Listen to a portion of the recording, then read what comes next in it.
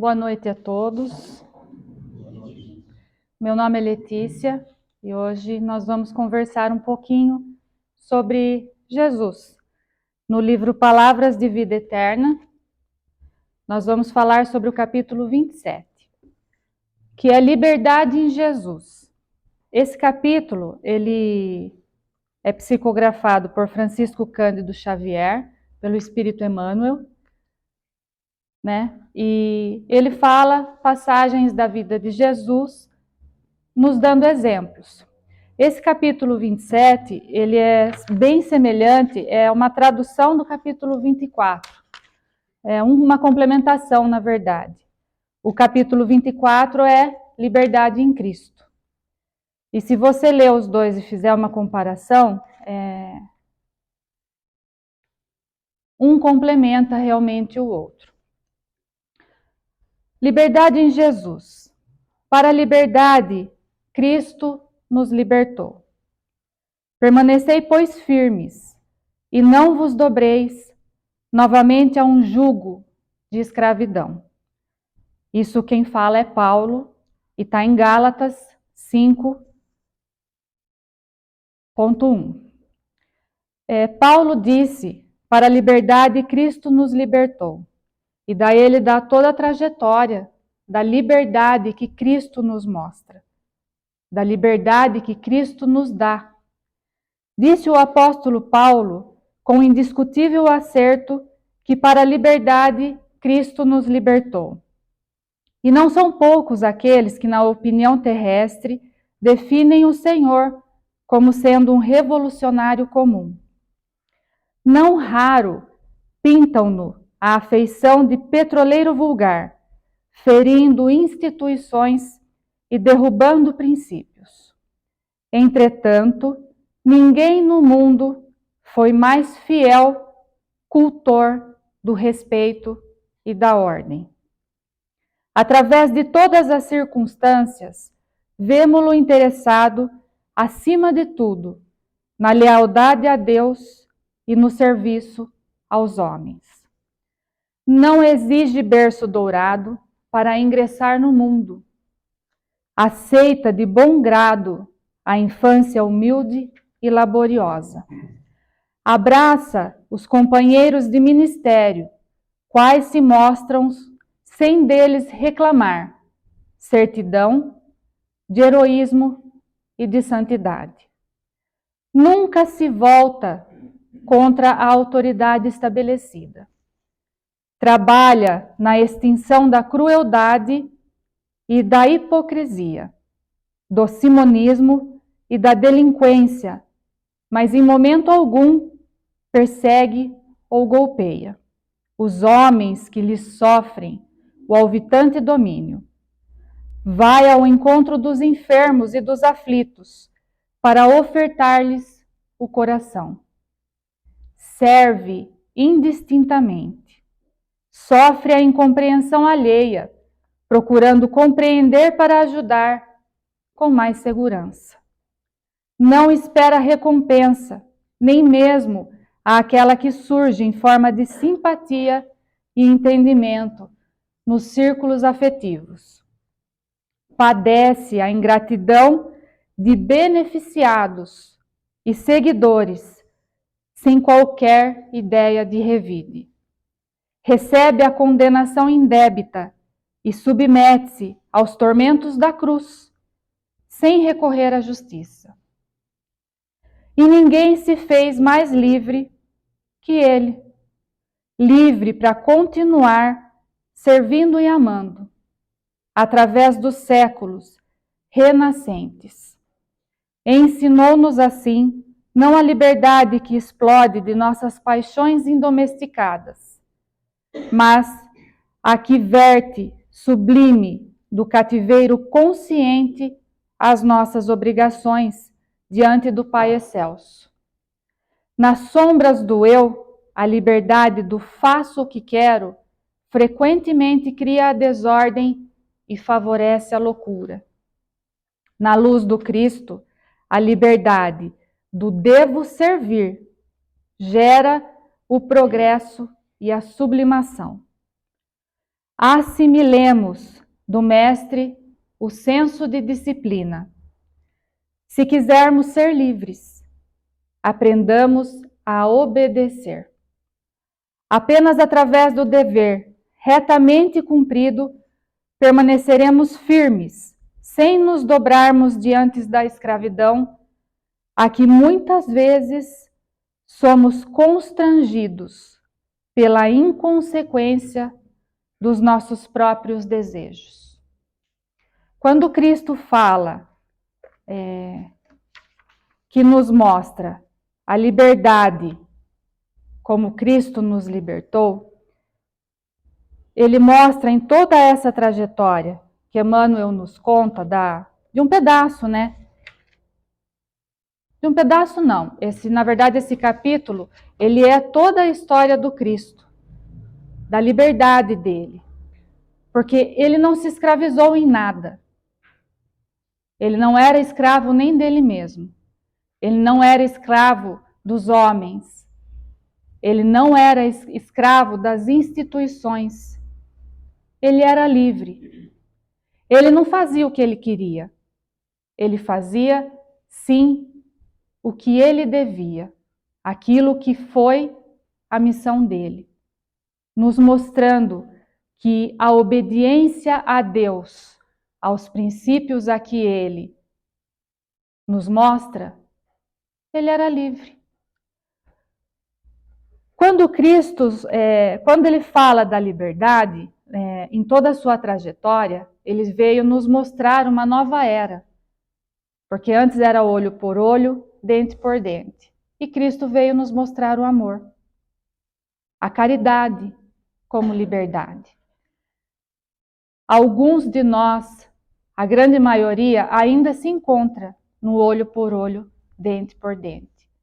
Nós continuamos escravizados em nós, utilizando o outro como objeto de desculpa, como muleta.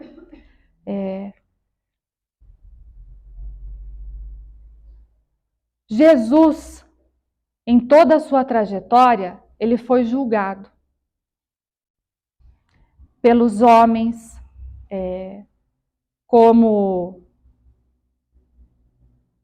uma pessoa que estava contra as leis, contra as instituições. Ele derrubou princípios contra as instituições. As instituições, assim como as igrejas, os templos, fazem-se leis para que o homem siga. Mas são todas elas as leis de Deus? Aonde nós nos perdemos?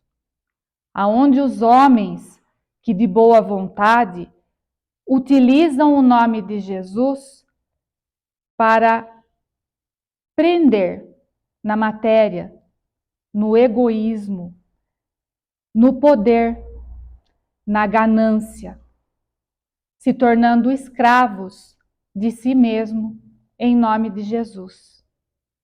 Essa não é a liberdade de Cristo. Isso não é a libertação que Jesus veio nos mostrar.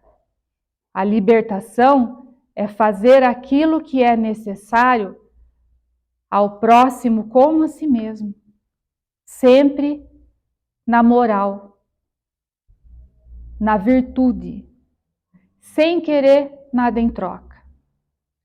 Ele sempre serviu aos homens sem fazer nenhuma exigência. Ele foi crucificado por nós. Com certeza, grande maioria, assim como eu e vocês, estávamos presentes na época assistindo a sua crucificação. E ele nunca exigiu nada. Ele olha para o céu e fala: Pai, perdoa, eles não sabem o que fazem. E o homem, nós nos tornamos escravos de nós mesmos, através das nossas escolhas, das nossas paixões, dos nossos instintos, que nós não conseguimos dominar. Nós nos tornamos escravos da matéria, nós nos escravizamos ao outro, sem o outro nem saber. E daí nós nos tornamos doentes, espiritualmente e também patologicamente. As ansiedades, as depressões, a vida é tão bela, a vida é tão leve para que fiquemos exigindo do outro aquilo que nós não conseguimos fazer. Não, você tem que ser desse jeito. Você deve fazer isso. E eu? Eu faço aquilo que eu exijo? Eu cumpro com aquilo que eu tanto cobro? Nós sofremos por tudo. Nunca ninguém está satisfeito. Se nasceu numa casa humilde, é porque eu nasci pobre. Se eu nasci num berço de ouro, alguma coisa me falta. Aí eu gero outros problemas, outras insatisfações. Se eu não tenho bem material, tudo me falta. Eu crio mágoas, eu crio rancores. E quando eu agradeço? Quando eu agradeço o berço humilde que eu mesmo escolhi para nascer, que foi a nossa escolha, quando eu agradeço de ter nascido num berço humilde e ter conseguido um berço de ouro, com o meu esforço, com o meu trabalho. Um filho indisciplinado. O porquê que o filho é indisciplinado? Faltou afeto? Faltou presença? Faltou amor? Principalmente na época de hoje. Não tem presença. Não tem presença paterna, não tem presença materna. Nós somos escravos do trabalho. Para recompensá-los, damos a matéria. Mas e o afeto? E a companhia? E o soltar pipa? O rodar peão? O brincar de boneca? Nós esquecemos de como fomos criados. Qual é a essência do amor? Nós nos perdemos na essência do amor. Nós nos perdemos a cada dia mais no caminho, nas turbulências da vida. Nós corrigimos aquilo que nós falamos, aquilo que nós pensamos, ou nós alimentamos. Cristo foi um exemplo disso. Ele curava e nunca cobrou retribuição de nada. E muito pelo contrário, ele foi traído por aquele que o seguia, por aquele que estava do lado dele. E ele não se revoltou. Perdoa 70 vezes, 7 vezes, se necessário. E quantas vezes o outro nos faz alguma coisa e nós já recriminamos? Quantas vezes? Quantas vezes nós usamos da nossa palavra para aumentar aquilo que já não está bom? Quantas vezes nós não controlamos o nosso pensamento e continuamos a alimentá-lo? A monoideia. A monoideia é uma coisa e aquilo dá a impressão que fica. E a gente não consegue sair disso. É muito difícil, muito difícil. Jesus, ele aceita toda a sua trajetória. Ele aceita até a sua crucificação. Ele nos é o exemplo do próprio coração, do próprio amor. Ele nos ensina com toda a sua trajetória o progresso moral, a evolução do espírito. Aí a gente fala assim, né? Ah, fulano falou isso. Não, mas peraí, pega o telefone, e fala um monte. Quem nunca? Não é verdade? Quem nunca? Espera aí, com quem você pensa que está falando? Com uma pessoa normal. Que se morrer igual a mim, vai acontecer a mesma coisa. Nós nos perdemos nos pensamentos, nas mágoas, no ódio. O ódio é o amor adoecido. Viver na fraternidade universal é um caminho que nos leva para a disciplina dos pensamentos. Nós não somos santos. Jesus não exige a nossa santidade. Jesus exige, entre aspas, a nossa modificação, a nossa compreensão, mas não a compreensão que o outro erra, que o outro é imperfeito, a compreensão que nós somos imperfeitos, que nós somos errantes e que todos estamos aqui para melhorar. Respeitando a fraqueza do próximo, conhecendo aqueles que nos cercam, as suas fragilidades, compreendendo e auxiliando, sem querer nada em troca. Jesus nos ensina que as paixões desenfreadas nos adoecem, nos cegam, nos deixam perdidos no tempo e no espaço. Porque quando a gente vai ver, já passou um tempão. Quando nós tomamos a decisão do amor próprio, aí a gente para e fala assim, nossa, mas quanto tempo eu perdi? Por que eu não fiz isso antes? Mas já passou. Quem vive de passado é museu, né? Sigamos em frente. Nós cobramos a afetividade. Mas eu fiz isso para você. Por que você não pode fazer isso para mim? Ele não pode. Ela não pode. Porque não tem. Ele dá aquilo que ele tem. Nós não podemos exigir do outro aquilo que nós temos para dar, porque ele não tem. Ele dá aquilo que ele tem. Nós cobramos o respeito. Nós cobramos obediência. E nos escravizamos. Nós vivemos em prisões e desequilíbrios. Jesus, ele recebe a condenação e a crucificação. E para isso ele é liberdade. O sofrimento para Jesus foi libertador. Ele não reclamou. Ele não blasfemou. Ele é o exemplo em toda a sua trajetória. Livre de juízo. Ele não se importava com o que os outros falavam. E olha que ele foi apedrejado. Imagina, se alguém fala de nós, nós vamos lá tomar satisfação. Nós precisamos nos tornar cooperadores. Cooperadores no auxílio ao bem.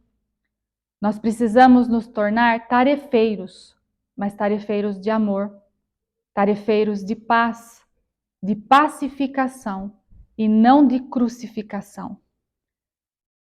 Em toda a nossa imortalidade espiritual. Nós precisamos nos tornar cooperadores do perdão, para termos a leveza para caminhar. Cooperadores de alegria, de felicidade. O pensamento é matéria, então nós precisamos tomar muito cuidado com aquilo que nós pensamos, com aquilo que nós desejamos. Cuidado com o nosso ego ferido, com o nosso orgulho. Essa sexta-feira eu tive a nossa vida é ensinamento a todo dia. É só a gente parar, pensar, observar e compreender, né? Essa sexta-feira eu tive um exemplo da minha sobrinha de 6 anos. Ela é uma pessoinha assim espetacular. Foi aniversário do meu pai e do meu irmão, né? E para você ver que isso me despertou agora, já numa certa idade, né? Mas eu uso Renil. Com 6 anos, eu comprei um chocolatinho para minha madrasta, para o meu pai, e a minha irmã estava junto e falei assim, porque eu sempre uso ela para dar os presentes, né? Falei assim, vamos lá dar o presente para o vô Barbudo e para a avó Márcia? E eu tinha uma barrinha de chocolate, falei, vamos dar para a tia Nai, né? Que é minha irmã. Para ela não ficar triste. Olha eu, na minha sublime ignorância. Ela pegou toda feliz, escondeu assim e foi. Ela, tava Barbudo, tava Márcia. E deu pra tia Nai, né? Aí eu virei e falei assim, por que você tá dando pra tia Nai? Pra ela não ficar? Ela olhou pra mim assim, ela falou assim, pra ela ficar feliz. E eu pra ela não ficar triste. Quando eu penso, daí eu parei e fiquei olhando e falei, danada de menina. Ela não despertou a tristeza falando para ela não ficar triste. Ela despertou a felicidade para ela ficar feliz.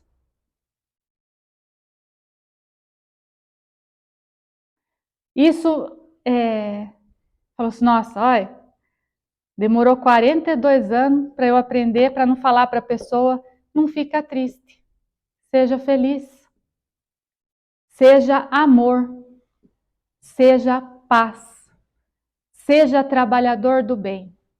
E a minha sobrinha, Maria Eduarda, de 6 anos, me ensinou isso em 5 minutos, nem isso. Então a vida é um aprendizado. Basta a gente escutar, a gente compreender, para que não despertamos no próximo aquilo que nós não queremos para nós. Eu não queria ela triste, mas eu não soube falar que eu queria ela feliz. Então que nós consigamos aprender em toda a nossa trajetória a usar as palavras, o dom divino, da melhor maneira possível, que é o amor, que são as virtudes do nosso Mestre Jesus. Que sejamos felizes, que sejamos amor, equilíbrio e principalmente a paz.